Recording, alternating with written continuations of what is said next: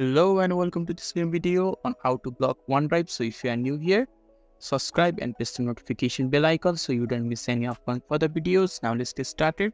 So firstly, you need to look at the bottom taskbar, and on the right hand side of the bottom taskbar, there will be an cloud icon, and when you hover around it, it will say OneDrive. So you just have to click on that and a pop-up box will appear right in front of you. And on the right hand side of the pop-up box, there will be a setting icon. So you just have to click on that icon and another small pop-up box will appear. So you just have to click on that settings button once more. And setting interface will be shown right in front of your screen. And when you are inside the setting interface, you just have to look on the left hand side of the screen and you need to click on that account tab and you will be able to access the account tab. And when you're inside the account tab, there will be unlink this PC button.